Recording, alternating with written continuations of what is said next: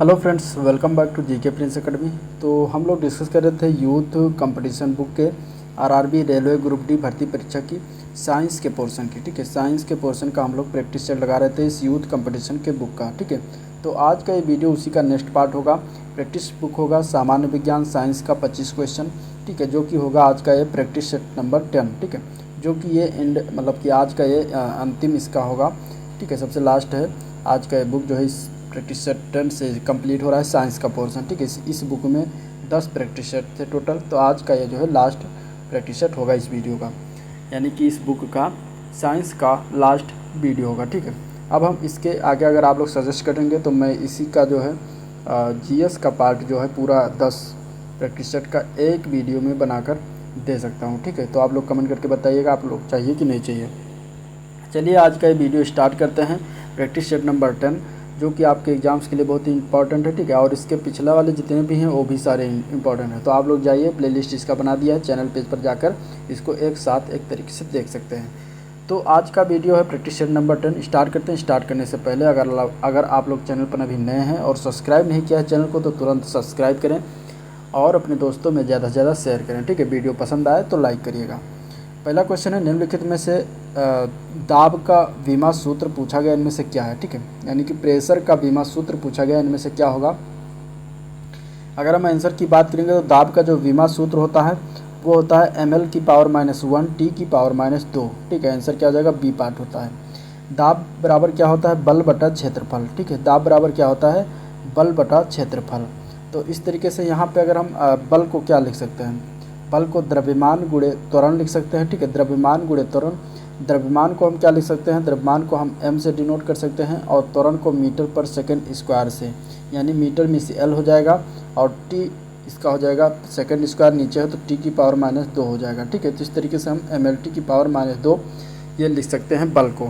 क्षेत्रफल का मात्रक होता है लंबाई गुणे चौड़ाई और इसका क्या हो जाएगा, मीटर गुणे मीटर, यानी कि मीटर स्क्वायर यानी कि l स्क्वायर हो जाएगा। ठीक है, तो बल का ये हो गया और क्षेत्रफल का ये हो गया l स्क्वायर। तो यहाँ से एक l क्या होगा, एक l यहाँ से एक l से कैंसिल हो जाएगा तो नीचे एक l बचेगा और जब इसको हम ऊपर लाएंगे तो क्या हो जाएगा, इसका पावर -1 हो जाएगा और t की पावर -2 ऐसे सेम लिखा रहेगा। तो इस तरीके से आपका इस पर दाब का बीमा जो आ जाएगा वो होगा ml की पावर -1 t की पावर -2, बी पार्ट हो जाएगा। तो इस तरीके से इसको निकालते हैं। नेक्स्ट क्वेश्चन, अगले क्वेश्चन में मिलान करना है। ठीक है, कार, बैटरी, शक्ति, माइक्रोफोन और इधर उसके बारे में दिया गया है तो मिलान करना है इसमें बताइए। चलिए मिलान करते हैं। अगर हम कार की बात करेंगे तो कार का मात्रक जो होता है वो जूल होता है। ठीक है, कार का मात्रक क्या होता है, जूल होता है। इसके बाद अगर हम देखेंगे बैटरी, तो बैटरी क्या करती है, रासायनिक ऊर्जा जो है विद्युत ऊर्जा में परिवर्तित करती है। बैटरी का काम क्या होता है, रासायनिक ऊर्जा को विद्युत ऊर्जा में परिवर्तन करना। ठीक है, तो इस तरीके से इसका दूसरा का क्या हो जाएगा, ए पार्ट हो जाएगा।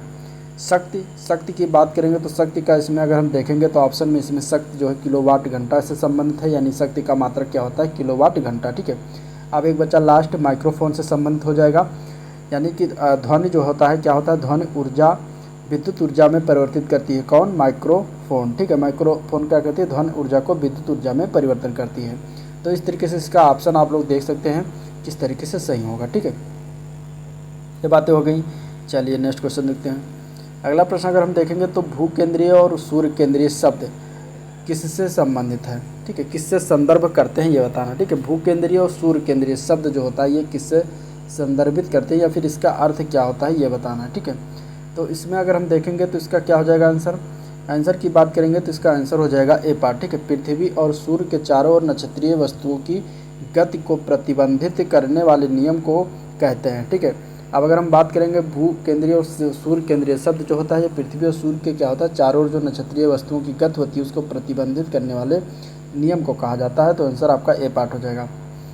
अगला प्रश्न देखते हैं, ऊपर उठाए गए हथौड़े के पास क्या होता है। यानी कि जब हम किसी वस्तु, यानी कि हम जब कोई हथौड़ा है उसको हम अगर ऊपर उठाते हैं और ऊपर उठा के इसके बाद रोके रहते हैं तो वहाँ पर क्या होती है, तो वहाँ पर क्या होता है, स्थितिज ऊर्जा होती है। रुका रहता है ना तो स्थितिज ऊर्जा हो जाएगी। तो स्थितिज ऊर्जा की बात करेंगे तो किसी वस्तु की विशेष स्थिति अथवा विन्यास के कारण उसमें संग्रहित ऊर्जा जो होती है उस वस्तु की या निकाय की क्या होती है, स्थितिज ऊर्जा होती है। ठीक है, तो हथौड़े को जब उठाएंगे और उससे रोके रहेंगे तो वहाँ पे जो क्या होगा, हथौड़ा रुका रहेगा तो उस तरीके से वहाँ पे क्या होगा, स्थितिज ऊर्जा। लेकिन जब उठाएंगे उसके बाद जिस तरीके से ऊपर लेके जाएंगे तो ये जो जब चलेगा जब तक हथौड़ा तो वो क्या हो जाएगा, वहाँ पे गतिज ऊर्जा रहेगी। ठीक है, तो इस तरीके से इसमें आप लोग ध्यान रखिएगा। नेक्स्ट क्वेश्चन, लगातार या एकाधिक के कारण प्रतिध्वनियों को एक से अधिक बार सुना जा सकता है। ठीक है, किसके कारण? तो अगर हम बात करेंगे इसमें तो प्रतिध्वनियों का सुनाई देना ध्वनि के परावर्तन के कारण होता है, तो इसमें क्या हो जाएगा, आंसर बी पार्ट हो जाएगा। ठीक है, लगातार परावर्तन के कारण क्या होता है, प्रतिध्वनियों को एक से अधिक बार सुना जा सकता है, तो आंसर आपका क्या हो जाएगा, बी पार्ट हो जाएगा। अगला प्रश्न देखते हैं, एक बंद विद्युत परिपथ में वोल्टेज एवं दिष्ट धारा का अनुपात क्या होता है, ये बताना। ठीक है, एक बंद विद्युत परिपथ में वोल्टेज एवं दृष्टि धारा का अनुपात जो होता है वो क्या रहता है, वो स्थिर रहता है। क्या होता है, स्थिर रहता है। आंसर इसका क्या हो जाएगा, ए पार्ट हो जाएगा। ठीक है, यदि बंद विद्युत परिपथ में दृष्टि धारा सप्लाई देने पर प्रतिरोध परिपथ होगा तथा प्रतिबाधा क्या होगी, शून्य होगी। एक बंद परिपथ का अनुपात जो है आवृत्ति पर निर्भर करता है और उसमें क्या होता है, वोल्टेज एवं दृष्टि धारा का अनुपात जो होता है हमेशा स्थिर रहता है, तो आंसर आपका क्या हो जाएगा, ए पार्ट हो जाएगा। नेक्स्ट क्वेश्चन, निम्नलिखित में से कौन सा तत्व बहुपरमाणुक है? इसमें से बहुपरमाणु की बात करेंगे तो किसी तत्व के वह अणु होते हैं जिसमें परमाणुओं की संख्या 4 से अधिक हो, उन्हें बहुपरमाणुक अणु कहते हैं। जैसे कि सल्फर, ठीक है, सल्फर, फ्लोरीन और इसके बाद आता है बोरान। ठीक है, ये सभी जो है उत्कृष्ट जो गैसें होती हैं क्या होती है, परमाणुक होती हैं, एक परमाणुक होती हैं। जैसे कि हीलियम, आर्गन, नियान, ये सब क्या है, एक परमाणुक है। ठीक है, और अगर हम बात करेंगे सोडियम की तो ये एक परमाणुक आयन है तथा ऑक्सीजन क्या है, द्विपरमाणुक अणु है इनमें से। तो एक आपका आंसर क्या हो जाएगा, बहुपरमाणु क्या हो जाएगा, सल्फर। ठीक है, सल्फर, फ्लोरीन, बोरान ये सब क्या है, ये सब बहुपरमाणुक हैं। ठीक है, एक परमाणु में क्या आती हैं, सभी उत्कृष्ट गैस कैसे आती हैं, जैसे कि हीलियम, आर्गन, नियान ये सब। ठीक है, सोडियम जो होता है वो परमाणुक आयन होता है और ऑक्सीजन क्या होता है, द्विपरमाणुक अणु होता है। चलिए नेक्स्ट क्वेश्चन देखते हैं। अगला प्रश्न है, अल्फा क्षय होने की स्थिति में एटॉमिक नंबर पर क्या प्रभाव पड़ेगा? यानी एक अल्फा कण निकलने से जो है एटॉमिक पर क्या प्रभाव पड़ता है। अल्फा कण और बीटा कण निकलता है ना परमाणु से, तो वहाँ पूछा गया कि एटॉमिक नंबर पर यानी परमाणु जो क्रमांक होता है उसमें क्या प्रभाव पड़ता है एक अल्फा कण के निकलने पर। तो किसी तत्व के एक अल्फा कण निकलने पर उसके परमाणु क्रमांक में क्या होता है, 2 अंकों की कमी आती है। ठीक है, कितना आता है, 2 अंकों की कमी हो जाती है। तो आंसर इसका क्या हो जाएगा, 2 और घटेगा। ठीक है, और परमाणु भार में क्या होता है, 4 अंकों की कमी आती है। ठीक है, 4 अंकों की परमाणु भार में कमी आती है और परमाणु क्रमांक में 2 अंकों की कमी आती है। तो ये चीज़ें याद रखिएगा। ठीक है, अल्फा कण किसको कहते हैं, 2He4, ये इसको अल्फा कण भी कहा जाता है। ठीक है, तो इसमें 4 निकलेगा और नीचे के परमाणु क्रमांक में 2 निकलेगा। नेक्स्ट क्वेश्चन, निम्नलिखित गैसों में से किसकी वजह से ब्रेड या केक फूलता है और नरम और सुगंधित बन जाता है? इसका आंसर क्या हो जाएगा, किसकी वजह से ब्रेड और केक क्या होता है, फूलता है और नरम और सुगंधित बनता है। आंसर राइट की बात करेंगे तो सी पार्ट हो जाएगा, CO2। CO2 means carbon dioxide. जब पानी से गूँथे हुए आटे में जो है बेकिंग सोडा मिलाते हैं तो रासायनिक क्रिया के फलस्वरूप क्या होता है, कार्बन डाइऑक्साइड यानी कि CO2 गैस निकलती है। ठीक है, और ये कार्बन डाइऑक्साइड जो है बुलबुले के रूप में निकलने लगती है जो ब्रेड या केक को नरम तथा सुगंधित बना देती है। तो आपका आंसर क्या हो जाएगा, सी पार्ट हो जाएगा। नेक्स्ट क्वेश्चन देखते हैं, एक पौधे के तने या जड़ का घेरा किस कारण बढ़ता है? बढ़ता किसके कारण, जो पौधे का तना होता है या जड़ का जो है घेरा होता है वो किस कारण बढ़ता है? इसमें से अगर हम बात करेंगे तो आंसर हो जाएगा लेटरल मेरिस्टेम के कारण जो है ये बढ़ता है। आंसर क्या हो जाएगा, ए पार्ट हो जाएगा। ठीक है, पौधे में वृद्धि जो होता है विभाज्योतक ऊतक यानी कि मेरिस्टेमेटिक टिश्यू के कारण होता है। ठीक है, ये 2 प्रकार की या निम्न प्रकार के कह सकते हैं, पार्श्व विभाज्योतक यानी कि लेटरल टिश्यू, इसके द्वारा क्या होता है, तने या जड़ का घेरा जो है बढ़ता है। और एक होता है एपिकल मेरिस्टम। ठीक है, मेरिस्टम जो एपिकल मेरिस्टम होता है इनके द्वारा जो है जड़ों या तनों की क्या होता है, लंबाई बढ़ती है। ठीक है, एक होता है इंटरकैलरी मेरिस्टम। ये क्या होता है, ये पत्तियों के आधार में या टहनी के पर्व के दोनों ओर उपस्थित होता है। तो आपका आंसर इसमें हो जाएगा लेटरल मेरिस्टेम। इसके कारण क्या होता है, तने और जड़ का घेरा बढ़ता है। नेक्स्ट क्वेश्चन, निम्नलिखित जानवरों में से कौन सा जानवर इसमें से ट्रिप्लोब्लास्टिक नहीं है, ये बताना है। तो अगर हम इसमें सबसे पहले अगर हम देख लेते हैं कि ट्रिप्लोब्लास्टिक और डाइप्लोब्लास्टिक ये सब क्या है, तो देखिए जिन प्राणियों में कोशिकाएं 2 भ्रूणीय स्तर में व्यवस्थित होती हैं उन्हें क्या कहेंगे, उन्हें कहते हैं डिप्लोब्लास्टिक। डिप्लो यानी कि द्विस्तरीय ब्लास्टिक कहते हैं। जैसे कि स्पंज हो गया, ठीक है, सिलेंट्रेट है, टिनोफोर, ये सब क्या हो गए, ये सब द्विस्तरीय यानी कि डिप्लोब्लास्टिक हो जाएंगे। ठीक है, और वह प्राणी जिनके विकसित भ्रूण में तृतीय भ्रूणीय स्तर मीसोडर्म होता है उसे त्रिस्तरीय यानी ट्रिप्लोब्लास्टिक कहते हैं। जैसे कि प्लेटीहेल्मिन्थीस के रेजुगी का जो है तक जेलफिश और ऑरेलिया जंतु जगत फाइलम सिलेंट्रेटा का सदस्य जिसमें केवल 2 भ्रूणीय स्तर एक्टोडर्म और एंडोडर्म होता है। राइट आंसर की बात करेंगे तो इसमें क्या हो जाएगा, जेलीफिश ए पार्ट से हो जाएगा। ठीक है, ये क्या होता है, ये ट्रिप्लोब्लास्टिक नहीं होता। तो आंसर आपका क्या हो जाएगा, इसमें ए पार्ट हो जाएगा। ठीक है, इसमें प्लेनेरिया है, एस्किरिस है, केंचुआ है, ये सभी क्या होती है, ट्रिप्लोब्लास्टिक होती हैं। ठीक है, तो आंसर आपका क्या हो जाएगा, इसमें ए पार्ट है। नेक्स्ट क्वेश्चन, कार्बोहाइड्रेट, प्रोटीन और वसा का पूर्ण पाचन कहाँ पर होता है। कार्बोहाइड्रेट और प्रोटीन और वसा का पूर्ण पाचन की बात करेंगे तो छोटी आंत में होता है। आंसर आपका क्या हो जाएगा, सी पार्ट हो जाएगा। छोटी आंत यानी कि स्मॉल इंटेस्टाइन, इसकी दीवारों पर पाचन ग्रंथियां होती हैं जिनसे आंतरीय रस निकलता है, और इस आंतरीय रस में क्या होता है, कुछ पाचक एंजाइम होते हैं जो कि निम्न होते हैं। इनमें से अगर हम देखेंगे तो एंट्रोकाइनेस होता है, इरेप्सिन है, माल्टेज है, सुक्रेज है, लैक्टेज है, लाइपेज है। ये सब एंजाइम क्या होते हैं, इन एंजाइमों की सहायता से छोटी आंत पर कार्बोहाइड्रेट, प्रोटीन, वसा एवं भोजन के क्या होते हैं, सभी पोषक पदार्थों का पूर्ण पाचन हो जाता है। छोटी आंत की दीवारों पर अनेक रसांकुर पाए जाते हैं जिनके द्वारा पचे हुए भोजन का भी अवशोषण होता है। तो आंसर आपका क्या जाएगा, सी पार्ट हो जाएगा। ठीक है, नेक्स्ट क्वेश्चन देखते हैं। रक्त का वह कौन सा भाग है जिसमें 92% जल होता है और से 60% में प्रोटीन, खनिज, हार्मोन, एंजाइम तथा अन्य पदार्थ पाए जाते हैं। तो उस भाग का क्या नाम है, तो उस भाग का नाम है प्लाज्मा। प्लाज्मा में क्या होता है, 92% जल होता है और बाकी 8% में सारी चीज़ें होती हैं। तो आंसर आपका क्या हो जाएगा, इसमें डी पार्ट हो जाएगा, प्लाज्मा। ठीक है, याद रखिएगा। नेक्स्ट क्वेश्चन है, संवेग की इकाई क्या है। संवेग की इकाई पूछा गया है, तो संवेग बराबर क्या होता है, द्रव्यमान गुणे वेग होता है। क्या होता है, द्रव्यमान गुणे वेग होता है। ठीक है, ये संवेग का फार्मूला होता है। अब द्रव्यमान गुणे वेग यानी इसका मात्रक क्या हो जाएगा, किलोग्राम मीटर पर सेकंड। ठीक है, क्या हो जाएगा, किलोग्राम मीटर पर सेकंड, यानी कि द्रव्यमान का हो जाएगा किलोग्राम और वेग का क्या होता है, मीटर पर सेकंड। तो यही इसका जो है मात्रक हो जाएगा, इकाई हो जाएगा, यानी कि किलोग्राम मीटर पर सेकंड ये दिया गया है इसमें बी पार्ट में। ठीक है, ये पर सेकंड है यानी कि बटे में है, सेकंड को ऊपर लाएंगे तो सेकंड की पावर -1 हो जाएगा।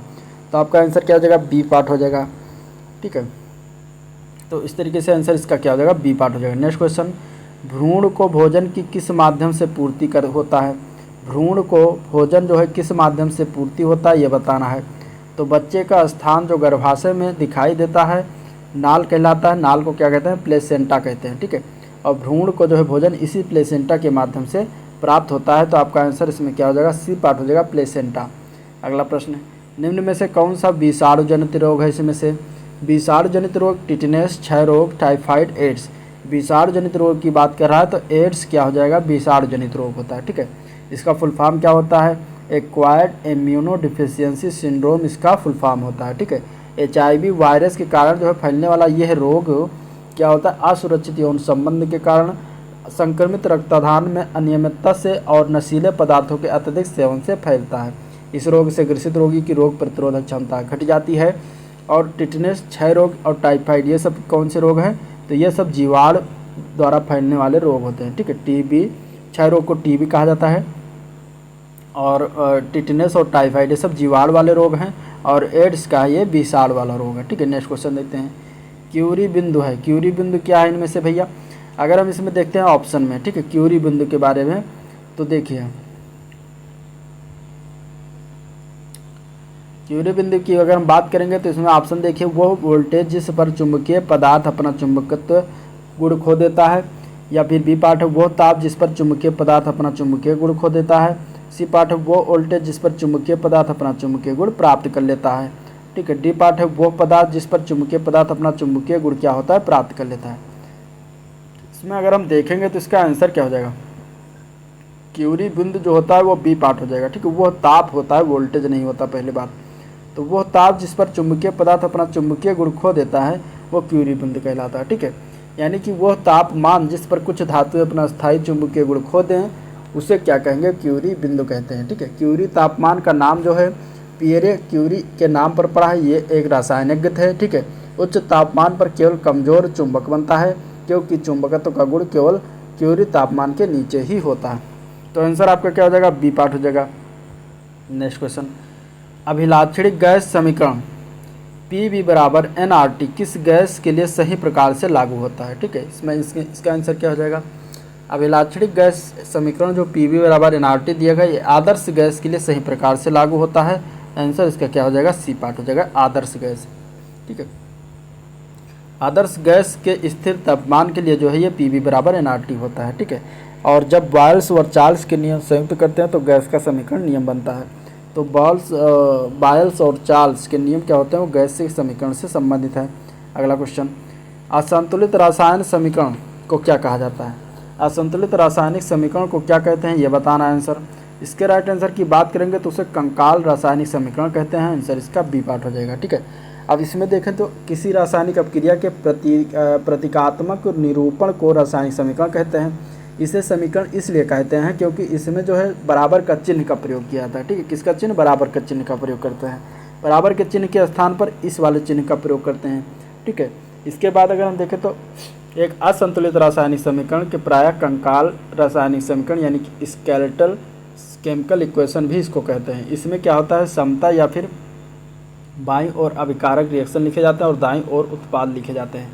तो आंसर आपका इसमें बी पार्ट हो जाएगा। नेक्स्ट क्वेश्चन देखते हैं, जब किसी पिंड को किसी द्रव में पूर्ण या आंशिक रूप से जो है डुबोया जाता है तो यह पिंड विस्थापित द्रव के भार के बराबर एक उत्क्षेप बल का अनुभव करता है।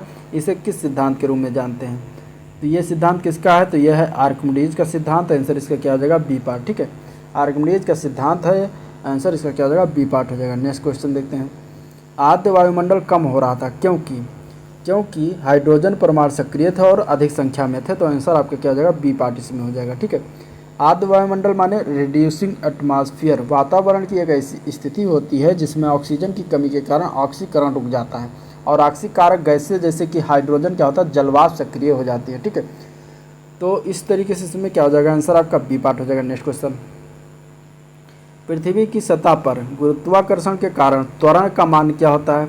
तो त्वरण का मान कितना होता है, तो त्वरण के मान की बात करेंगे तो 9.8 मीटर प्रति सेकंड स्क्वायर होता है। तो आपका आंसर क्या हो जाएगा, डी पार्ट हो जाएगा। ठीक है, आंसर क्या हो जाएगा, डी पार्ट हो जाएगा। नेक्स्ट क्वेश्चन, निम्नलिखित में से किसी कोशिकांग को कोशिका का प्रोटीन कारखाना कहा जाता है।